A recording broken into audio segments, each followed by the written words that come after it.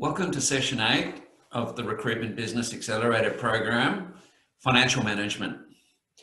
In this session, we're going to talk about some of the most important aspects of financial management to run and build a profitable recruitment company. Obviously, this is a very big topic, but I'm going to try and give you a summary of some of the most important factors I've learned over the years running recruitment businesses and consulting to recruitment companies. Generally, by default, most great recruiters are quite poor at financial management. This is because great recruiters are more sales driven, they're more people driven, and normally attention to detail is something that they're not so good at. That's why accountants are very good at what they do, because they have a lot more attention to detail, and accountants are not necessarily great at the sales process because the two skills are very polar opposite in terms of ability. The people that have the best attention to detail but are also good at the interpersonal and more extroverted sales skills end up being very strong leaders, because they can perform both those and be very successful in the way that they are able to interact with people and with the detail required to run a successful business.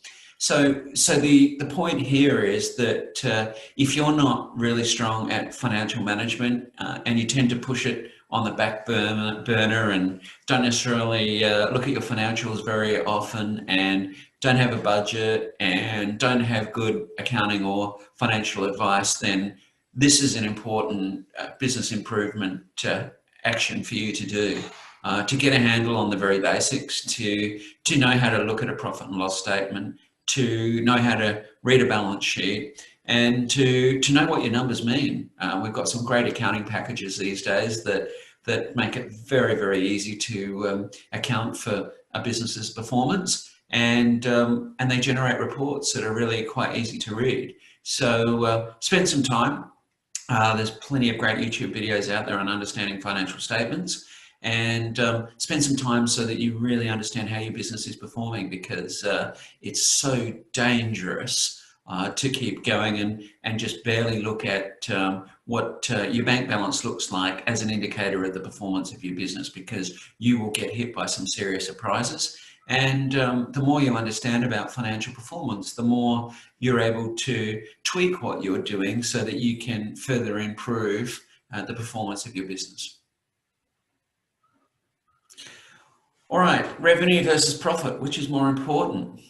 A lot of companies measure their success by the size of their revenues, but this is actually a myth, because total revenue has no bearing on the performance of a business. It's the profitability. This is an obvious statement, but it's the profitability of a business that's most important. We see some very large companies out there generating millions and millions of dollars of revenue, and then you see that they're making $8 million in profit. But when you divide that total profit by what their revenue is, you might see a profit margin of only 1 or 2%, which really is not a great return on performance. Think of all the resources and energy gone to generate that revenue for such a small profit margin. It's barely worth it. And the big danger is if there's a market downturn, that very small profit margin can easily turn into a loss, which needs to be funded. Otherwise, dramatic cost cutting needs to occur. And that's why in a downturn, we always see very large companies with low profit margins. The first thing they do is shed people. They get rid of people because that's the quickest way to reduce cost. And as you probably know, people are the biggest cost usually of a company, then followed by rent, which is something that normally you can't do too much about because it's fixed, and often companies are on longer term leases, but people can be removed really quickly to reduce costs. But that can be really bad in terms of false economy, because it means service levels will drop, morale will drop, and the ability of the company to perform by default is going to fall when people are removed, because those people were contributing to the revenue generation, whether it was profitable or not.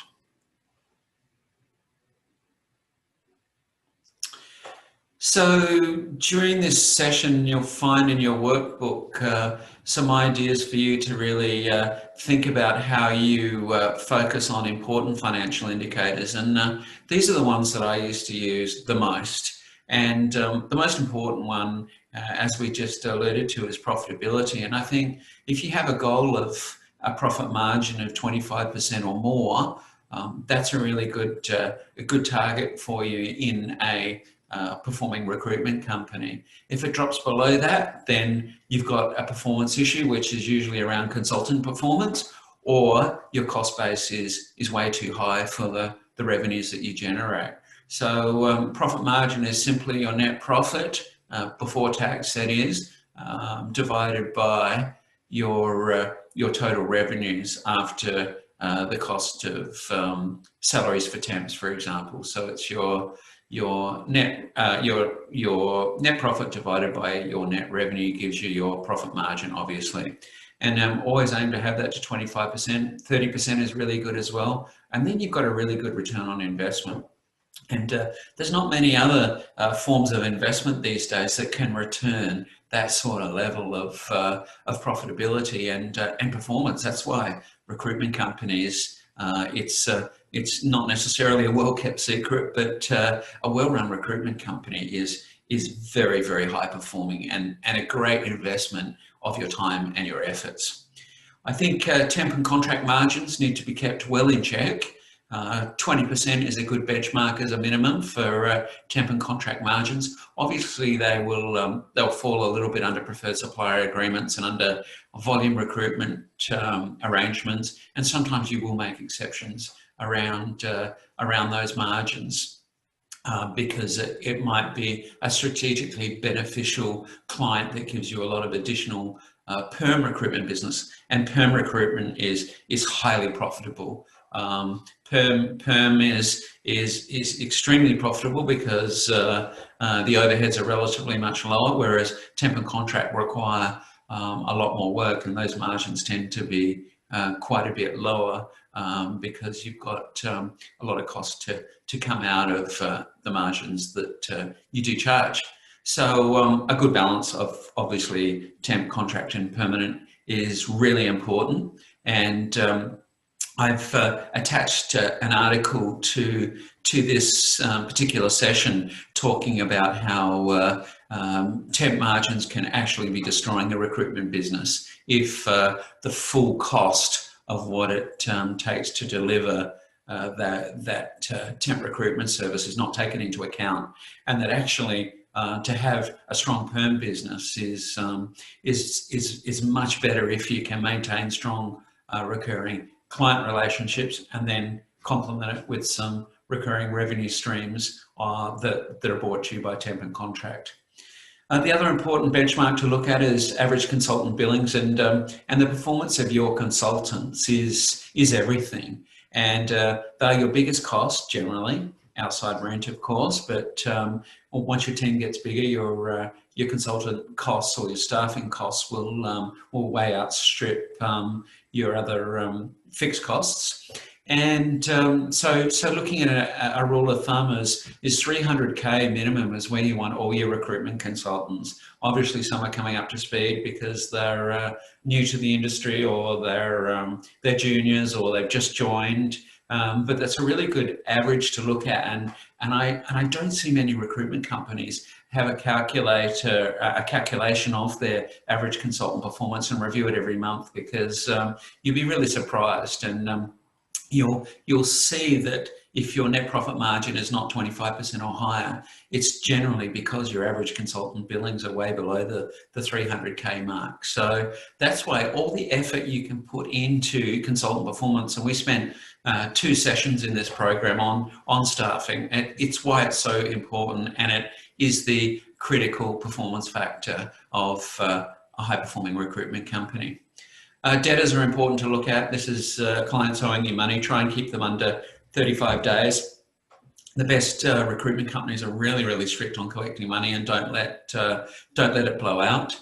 There's some great cash flow financing companies that out there that can really help you. One that springs to mind that I've done some good work with in the past is A Positive, and they can really help advise on collections and finance your cash flow and try and really help you get the cash side of your business really humming, because while profitability is really important, cash flow is the more instantaneous factor that will keep funding your business so you can pay your bills, pay your staff, and keep the company afloat. So a good minimum rule of thumb is to try and have cash in bank equivalent to 3 times your monthly operating expenses. So you need to know what your monthly break even is, how much your total costs are every month, and then make sure that your bank balance equals 3 times minimum what those monthly costs are in case you have a downturn.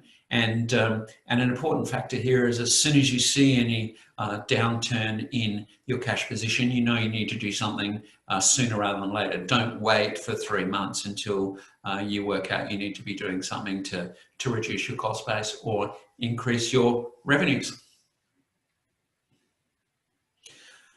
Bit of a word here on accounting. Accounting is so important, and obviously bookkeeping is becoming easier and easier with online accounting programs now producing really easy and simple to read statements and reports. You want to have a good bookkeeping function because you really need to know where your business is at any one time. A good accounting package, well, a few clicks of the mouse and you'll know exactly where your business is, because it's all integrated into your recruitment management system, and you should know at any time what your bank balance is, what your costs are looking like, what your revenues are, what your receivables are. You know, just make sure you really understand the very basics and important contributors here to financial health, because it's so important. You can do everything else about growing clients, increasing revenues, bringing on staff, but if you're not measuring what's happening, then it's going to be very difficult for you to manage the growth and performance of your business. Most recruitment companies I've seen don't have proper budgeting in place. You'll know that more sophisticated, larger companies will always have budgets. They have to, and the reason they have to is there needs to be a level of accountability for costs and revenues, but also so that they know what their cash position is in case they run into trouble and they might lose a big client or there might be an economic downturn. So budgeting, really important, really easy to do these days. Have a look at what happened last year or at certain times of the year so you can see some patterns, and then budget in where you think the business is going. And some people have a realistic budget and a stretch budget. That's something also good to have as well. So you can keep monitoring on a monthly basis at a bare minimum, I believe, weekly cash flow, monthly P&L monitoring is really important here. And to do that, you need a really good bookkeeping or a good bookkeeping service. I've got a good relationship with Digit Pro down in Melbourne. They do a very good job and they're very recruitment specific, and they can help a lot with bookkeeping, or because unless you've got a very busy company with a lot of temps and a lot of contractors, having an in-house bookkeeper can be a big cost for you, and it can be a big risk too. If that person leaves, or if embezzlement is not unheard of these days, you have a lot of risk there if you do have that function in-house, and having just one person controlling it means there's a human risk as well. So reporting, we've talked about reporting, P&L, balance sheet, cash flow, budgets are the 4 key areas to check you're getting good reports. And you need it set up really well, and you need to put the time into getting the right reports. You need to have an accountant that really understands the recruitment industry as well, and not just producing your tax returns at the end of the year. If you've been hanging on to the same suburban accountant that does your personal tax returns for many years, for the same money, there is such good professional accounting firms out there that have good recruitment industry experience and can actually give you advice and not just be reporting on your historical financial position. I've had a good relationship with William Buck over the years. They really understand our industry, and they really take their time to add a lot more value to the accounting process, rather than just presenting and preparing the regular compliance financial reports that are required by law. So they'll add a lot of extra to the advice that they give you. So important to spend the money, and normally it's not much more, to have good quality advisors, which is the last point that I've put there. But also have a look at benchmarks for your business and know what those benchmarks are, so you can track performance and share them with your team and say, look, we really want average consultant performance, for example, to be a minimum of 300K per annum.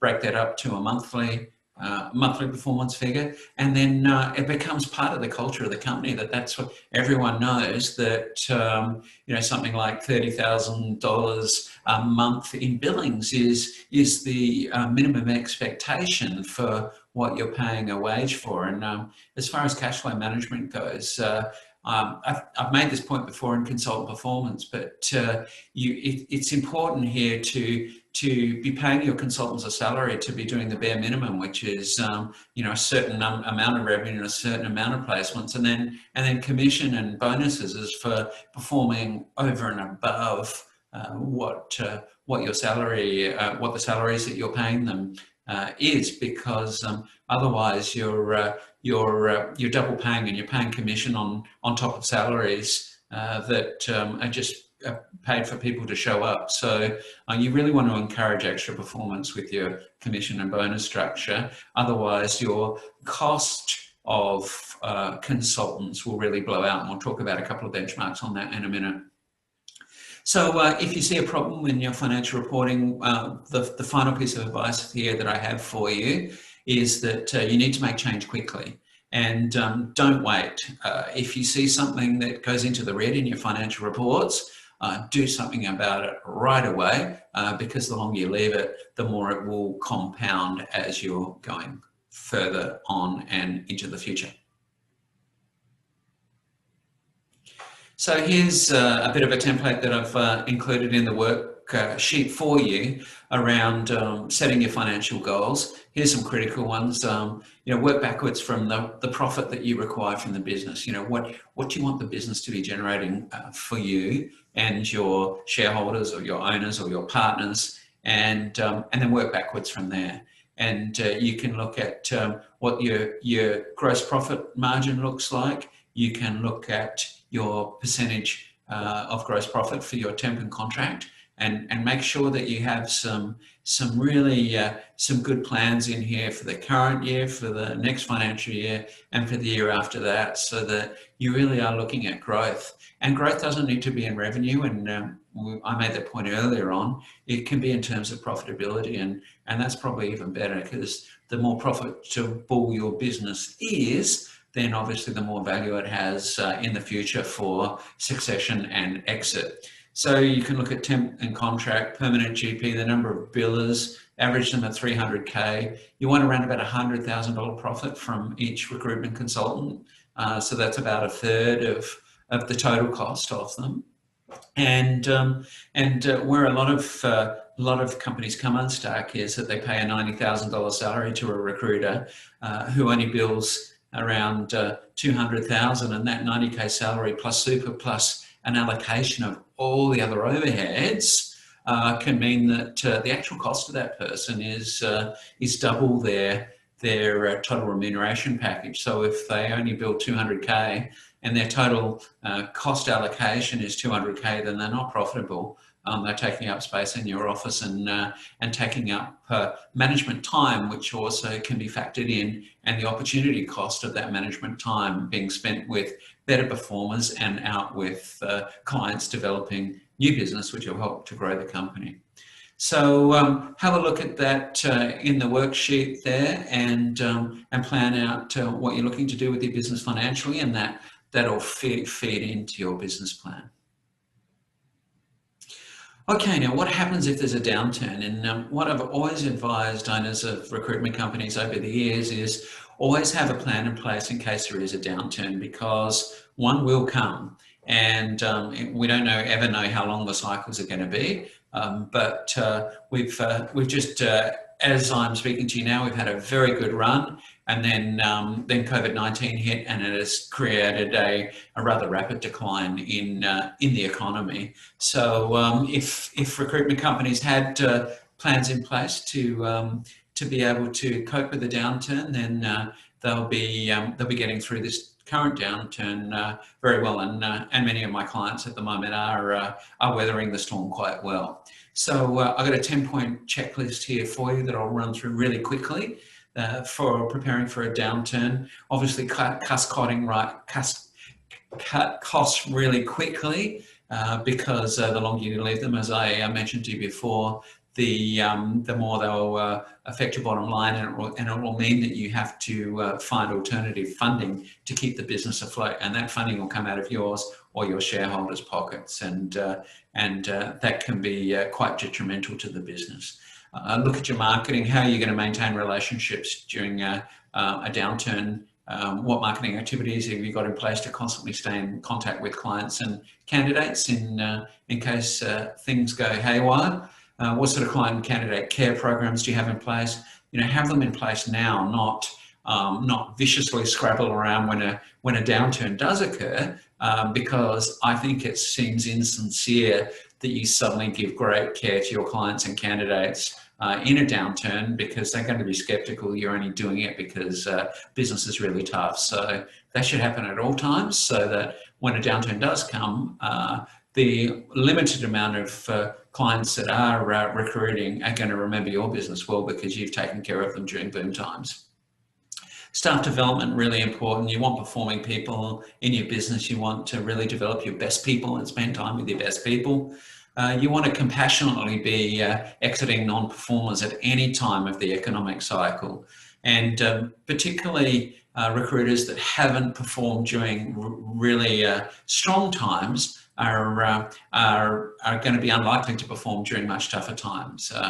They just won't be able to handle a really tough market, because the skills required are a lot stronger in a tougher market, and a lot more sales and marketing skills are required in a tougher market to generate business from a much smaller pool of job requirements. You can add low-cost resourcing. I've been a very big supporter of low-cost resourcing. Instead of adding consultants to grow your business, to just support the ones that you've already got, for them to be able to bill more. And to do that, you can give them admin and resourcing support, and increase their targets, of course, so that the cost of that is taken into account, but give them resourcing support so that they can spend more time in front of clients and candidates, where all that magic happens. Now, that resourcing support can be onshore, and you've heard from me that I'm a much bigger supporter of offshore resourcing, just particularly for this job, because there are people that are much better and more dedicated to resourcing, I believe, offshore, that are very skilled and experienced in it, and much more reliable, and of course lower cost than some of the locals that we turn over in the recruitment industry here domestically. So look out for locking into high rents. Companies that sign long-term, very expensive A-class building rents are obviously caught really short when the market turns down, and it's a very difficult cost to cut when you've locked into longer-term rents. So flexibility on offices, and the ability for some staff to work remotely is the new trend, as we've discussed before, and I think it's really come to the forefront when we do have a big downturn on how important it is not to have inflexible, very expensive office accommodation. So just a couple more factors to cover planning for a downturn. Make sure your client base is good quality, you're dealing with good quality clients, you're working on good quality work that is predominantly exclusive and or retained. You've got a good strong diversification of revenues, and this helps at all times as well. You don't want reliance on any single client or a small group of clients in any one particular industry sector that may be hit hard by a downturn, just as you don't want reliance on single individuals in your business as well. Diversification is so important when things go wrong.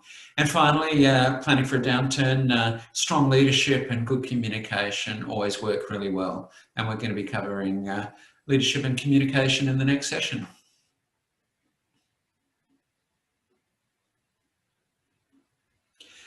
Okay, quick comment here on insurances.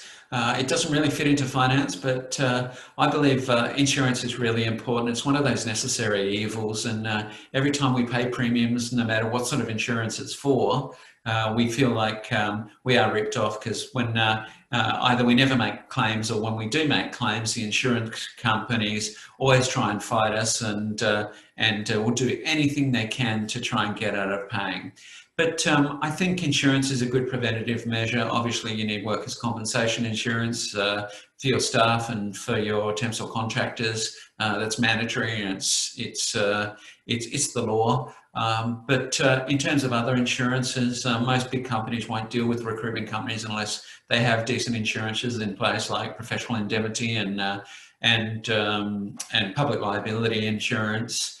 I've never been a big fan of business interruption insurance or other more specialist insurances, because I think if you've got professional indemnity insurance and someone does, and it will happen over the years, someone will try and have a go at you legally, just to be able to say, look, you know, go your hardest. I've got $2 million worth of professional indemnity insurance, so I'll have a lot of support. And if you do have a go for something that really has no legs, then you'll be up for paying my legal costs as well. So I think it's a good a preventative measure, a security blanket around operating, because especially when you've got a larger business with lots of staff, you can't really control what each of those staff are doing out there in the marketplace. So that those minimum levels of insurance are important, and if you speak to or do some research on what are the most important, then you can, I guess, sleep much better at night knowing that you've got some level of protection if something goes wrong. And we're dealing with human beings all the time, so there's bound to be something that'll happen along the journey. Okay, and here is something that's quite special that I've just developed recently, and this is a snapshot of a special spreadsheet calculator that I've done. I really wanted to get a handle on what the ultimate recruitment company looks like, and from a financial basis, of course. How do you build the most profitable recruitment company? What sort of benchmarks are important? How do you backward plan if you're looking for a certain level of profitability? What's the ideal staffing level? And I put this into a calculator that will help you input you can see here on screen, say you are looking for a desired net profit of $1 million and an average consultant billings of 300,000. And then the average total remuneration package per consultant. This is the average, so you'll have some that are higher, some are lower. And that calculates your average net profit margin, which is 35%, which I believe is a very good goal to have. And you'll see down the bottom there that you will require 9.5 consultants, let's say 10 consultants that are billing 300K at that sort of profit margin to generate your $1 million profit. So if you've got 10 consultants and you don't have $1 million profit, then you can go back to what I was saying before and look at your cost base, and most importantly, look at your consultant performance. And just on team size, and we'll talk a little bit about this in the final module, but it's good to have smaller teams that are very well led and well managed rather than larger teams. that are not performing very well, not communicating well with each other, and size is really not an indicator, as you've probably heard from me in terms of total revenue and total staff. It's not important. It's about the profitability of each of your teams, each of your divisions, and the company overall. All right, final word on financial management. Just to summarise here, the most important financial measures are profit and cash flow. If you just keep that in your mind, profitability is so important, and cash flow to be able to pay your bills, pay your staff, pay your financial obligations, and to be able to sleep well at night are the two critical financial measures to look at when you're running a growing recruitment company. So I hope you enjoyed that session. I hope there were some good ideas for you. I hope I filled some gaps in how you're currently operating, and also gave you the confidence to really get a handle on the financial aspects of your business and get really good quality advisors that are adding value in terms of good advice on how you can continuously improve your business. And without good financial reporting and good financial measures in place, it's really difficult to know what you can do to change to do even better. So hope you enjoyed it, and I look forward to seeing you at the next session. Don't forget to complete your worksheet and review the articles or any other additional materials that are included in this session. Thank you.